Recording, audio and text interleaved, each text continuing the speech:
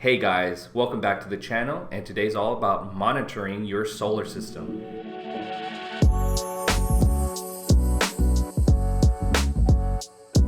So you finally decided to go solar and harness the power of that big fireball in the sky, right?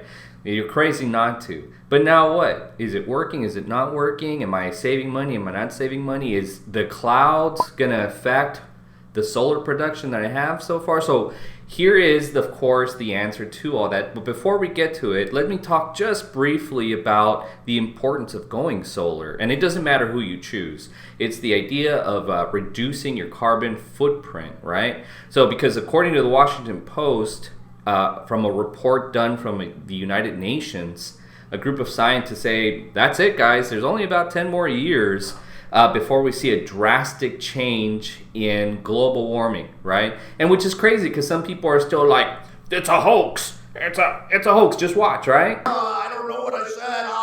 I don't remember. A stark warning from the United Nations panel on climate. Unprecedented changes are needed across the world to prevent a temperature rise, which would increase heat waves, flooding, drought, and the loss of species. The pledges that governments have made over the last 3 years are not enough to keep warming below 1.5 degrees C, even with ambitious and very challenging efforts after 2030. The preferred 1.5 degree target was set at the 2015 Paris Agreement. But the report suggests the world is off track and heading towards 3 degrees instead. That would mean huge changes for the world, including coral reefs being virtually wiped out. And the thinking is that the Earth goes through these cycles, that it's going to get hot, it's going to get cold. We had an ice age, this and that. But you can't deny the facts, right? That the Earth is getting warmer every single year since we've created this whole burning of fossil fuels in order to produce energy. So just take a quick second at this Vox video to kind of quickly explain what's going on here. 1,000 years, the average global temperature didn't change by more than 1 degree Celsius. But then humans started burning fossil fuels around here. Today, global temperatures have risen about 1 degree Celsius since pre-industrial times. The US doesn't currently emit the most carbon dioxide of any country, but as one of the oldest industrial powers, it's emitted more carbon dioxide in total than any other country or region. You have to remember that most of the United States is still powered by burning coal, right? We still are dependent on burning fossil fuels in order to create electricity. This whole idea of notion of like, oh no, we're doing so much better now. It's a farce, right? We're still burning fossil fuels in order to have electricity. Just bottom line, that's what it is. All right, guys. So whether you're still thinking about going solar or you've already gone solar, and now you want to know, how do I monitor the system? So here's how.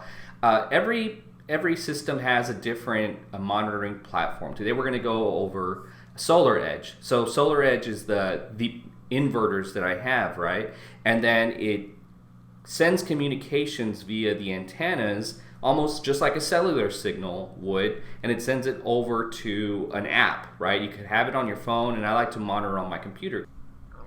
All right, so we're gonna go ahead and look at the app now, and it is the most complicated thing in the world. You're gonna need a master's degree in engineering, and you're gonna need to get your scientific calculator out. Well, of course not, it's actually very simple. All right, guys, so let's go ahead and switch over to this mode over here. So as you can see, this is my current production today. And so you can see I've only made about 40 kilowatts, which to me, that's actually not that much. Although the national average is something like about 30 kilowatts per day, right? So that's like the national average of what the United States typically would use. But because we're in hot ass McAllen, Texas, our system has to, it's hot. It's hot. So it's comparable to people that live in the desert. So we need a lot of energy. So this is kind of a lower thing.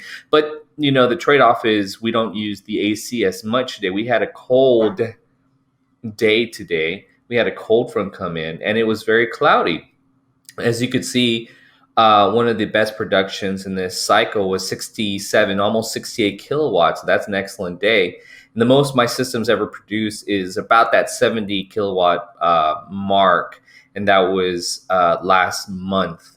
And I have it set to billing cycle, which of course you could change here in billing cycle settings, and you could change the date to match the actual billing cycle to whatever power company that you have, right? So if I go to the day, you could see at certain parts of the day, as you would expect around noon when the sun is at its highest, it produced 11 kilowatts, which is excellent. So what I could also do is look at the week and so on and so forth.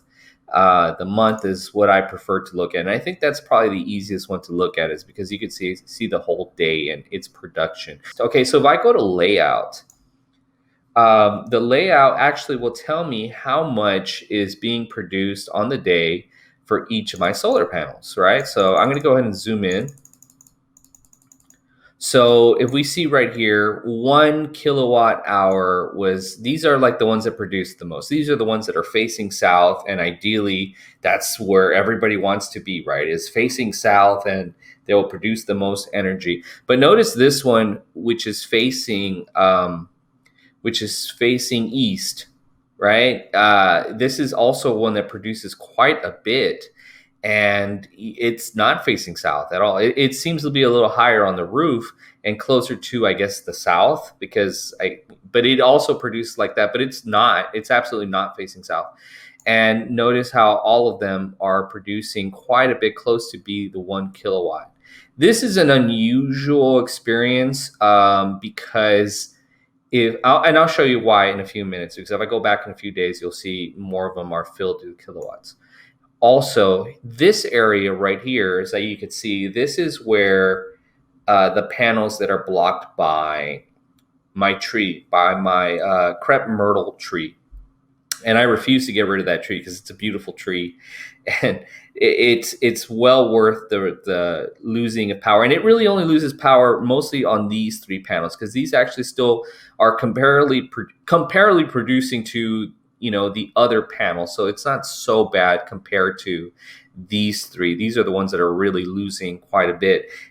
So actually, any time that there's shade on any of the panels, you're going to lose quite a bit of power. They're not going to produce as much. And they say, ideally you would have 24 hours of sun. And like, come on, who's going to have 24 hours of sun, right? Okay. Maybe in that Alaskan area, right, where they have those days that are all sun, right? That'd be a crazy experience for solar panels. Okay, so I'm going to go ahead and show monthly. Actually, let's go ahead and start with weekly. Okay, so you can see right here, for the entire week, even my panels that produce the smallest amount have produced over 2 kilowatts each, right? And then the ones that are producing the most have produced almost 6 kilowatts, right?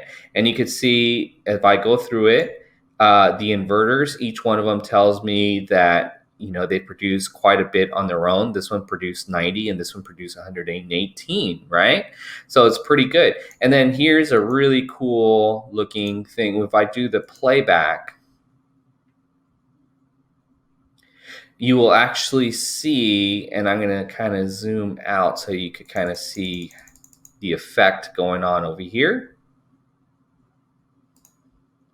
They start at 0. This is weekly. And you can see all those little numbers jumping. And there we go, right? You see them all jumping and you see exactly what they're doing. And I'm going to go ahead and change it one more time to daily. Let's see how it was today, right? So I'm going to go ahead and do daily. It starts off, and around 6 a.m., that's when we start getting some power. Boom. And then we start seeing them. So that's a really quick observation of how they're working. Now, there's a couple of cool layouts that this has too. So if you go over to the physical layout, which is what we're looking at, you could change it to logical layout, and you could see exactly how they're connected. And you could see that my inverter 2 over here has more connected. So, you're obviously going to get more energy coming in, more electricity coming into this one other than that one, right? All right. And then, of course, there's the first two, which is dashboard. The first two sections here and layout are the ones that are commonly used for like consumers, right? But that doesn't mean that you cannot go ahead and move into the other ones. Because if I go in here into charts and I go into inverter, you could actually see individual reports based from different ones.